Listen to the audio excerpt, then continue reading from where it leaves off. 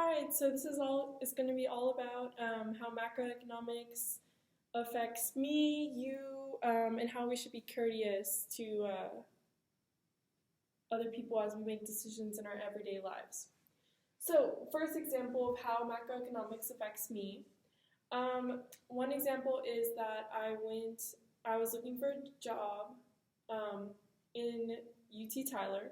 I was just a freshman, didn't have a car, didn't have many resources to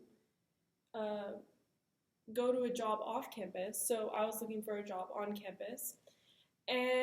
But I hadn't realized as like a new college student and everything that the jobs were already taken. Like if I was going to apply for a job, I should have applied for it earlier.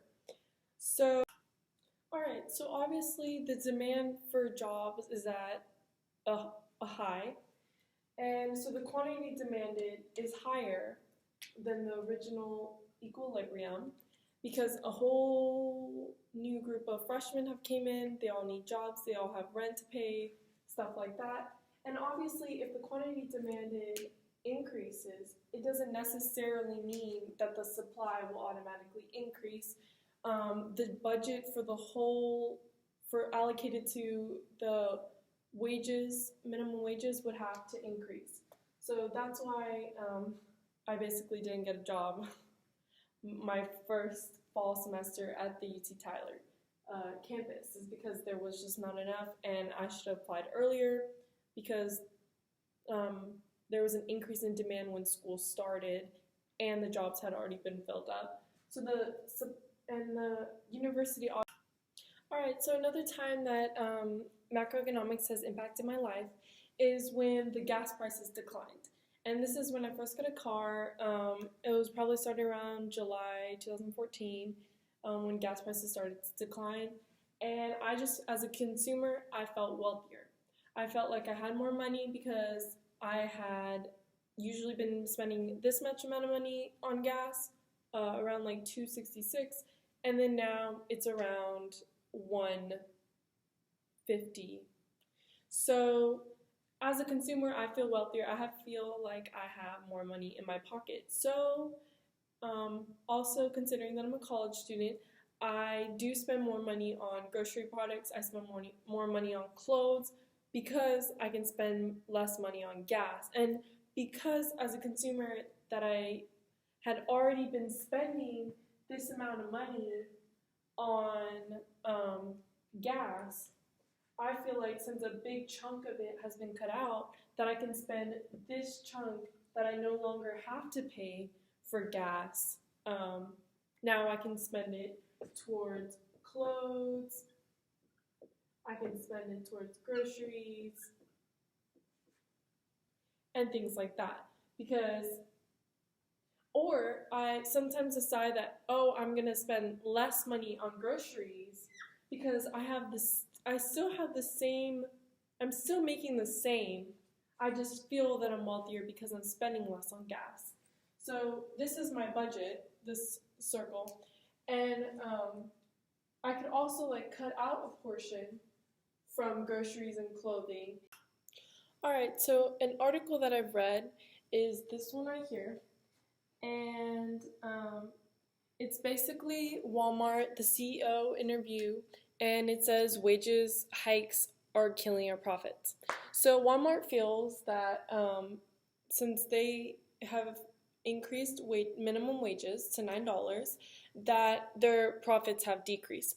And in macroeconomics, I've learned that when the business spends more money in investment and production, that their profits do decrease.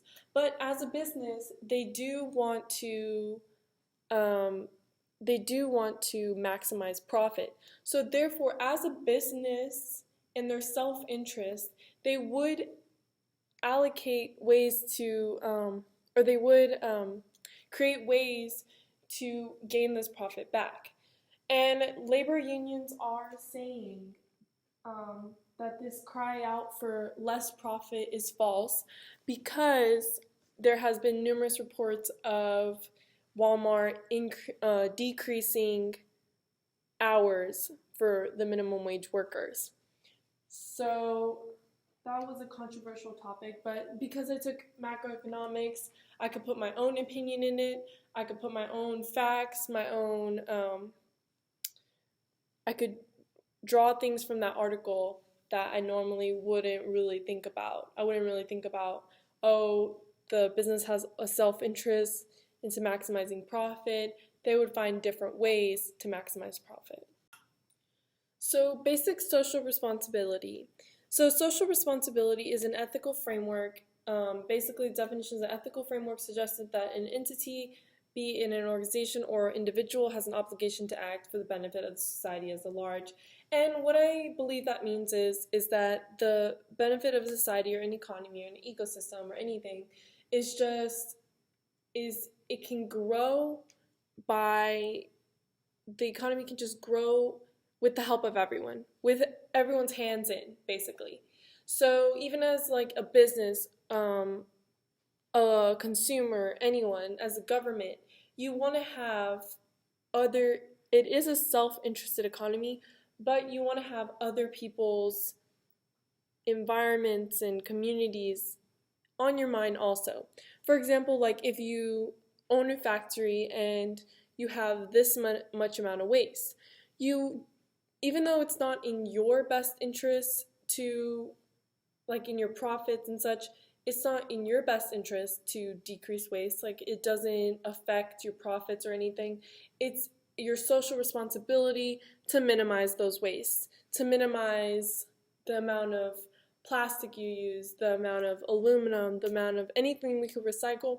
It's also your social responsibility to recycle, to make your environment better, to just do things like that, to just make the community, the global, the local, the regional, the national environment better. Because as like if we work better together, our economy will be better together.